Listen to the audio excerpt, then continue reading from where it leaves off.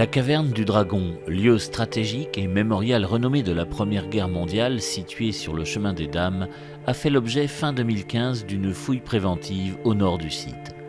En effet, le projet d'agrandissement du parking a permis au service archéologique départemental de l'Aisne la découverte inédite de vestiges dont l'existence était jusqu'alors inconnue ou seulement attestée par des cartes et documents d'époque.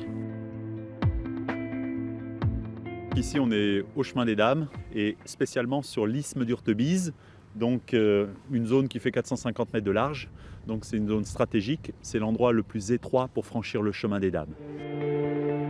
Au chemin des Dames, les Allemands ont achevé leur conquête de ce territoire par la prise de cette carrière qu'ils vont appeler la caverne du Dragon en janvier 1915.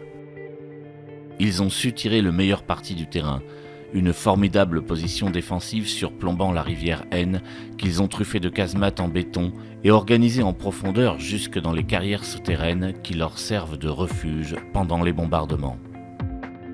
Sur un front d'une trentaine de kilomètres, de Lafau à Craonne, la confrontation des armées dure toute la guerre, marquée ici par l'offensive française déclenchée le 16 avril 1917.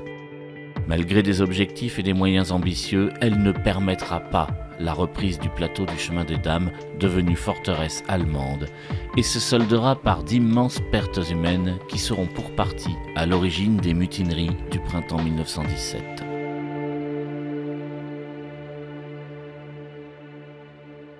Quand on a commencé le chantier, la première phase de l'opération, ça a été de procéder à un décapage mécanique de l'ensemble de la surface, de retirer la terre végétale et de mettre au jour différentes tâches sombres qui correspondent à autant d'aménagements réalisés pendant la Première Guerre mondiale.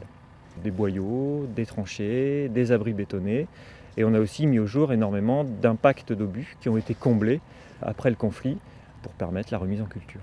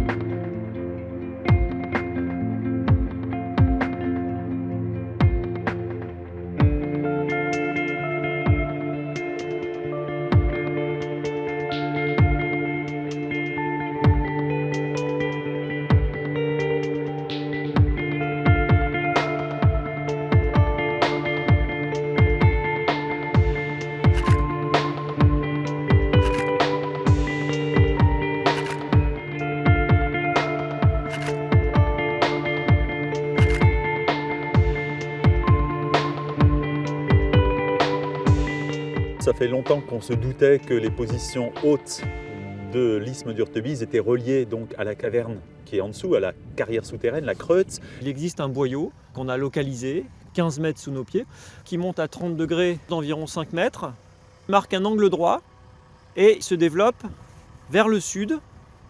Ensuite, il est complètement obstrué, donc le seul indice qu'on a en surface, c'est la présence d'une petite bouche d'aération d'environ 20 cm de diamètre.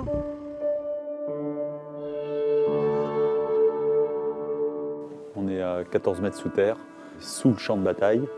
Pour les êtres humains qui essaient de survivre ici, c'est toujours la peur que le plafond tombe.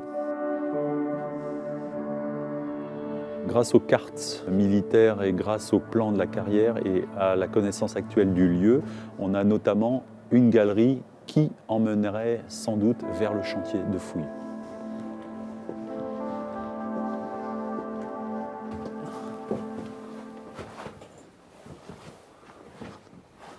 Alors là, on voit nettement que cette galerie, en fait, elle monte et qu'ici, elle marque un coude à angle droit. Donc ça, c'est pour empêcher les tirs d'enfilade et puis aussi si on balance des grenades par au-dessus. Ça limite l'effet de souffle. Ceux qui vont utiliser le boyau pour sortir, monter, ça doit être quelque chose quand même. En rajoutant en plus le bruit du bombardement. Ouais. C'est la peur, elle est toujours là, de toute façon. Ça doit être terrible. Sortir.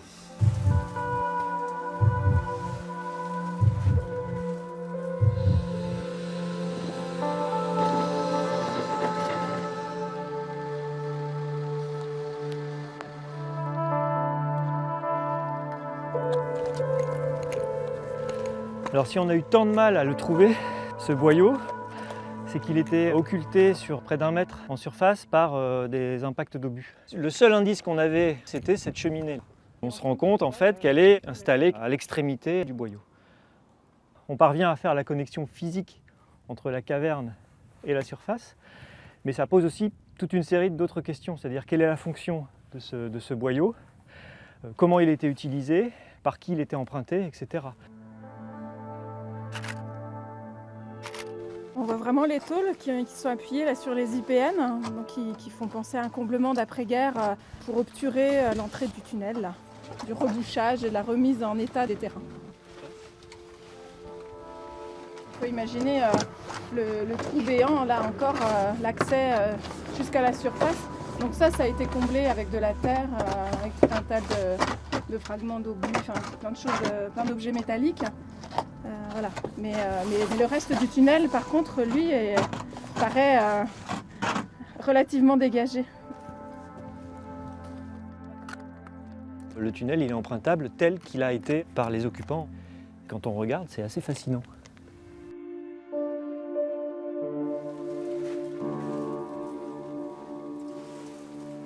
C'est super parce qu'on a travaillé avec l'équipe de la caverne, avec les archives. Finalement, ce qu'on espérait depuis le début de l'opération se concrétise là, quelques jours avant la fin des travaux. Ça complète les archives, ça complète les témoignages. C'est la science qui avance. En tout cas, on a tous la banane. Hein.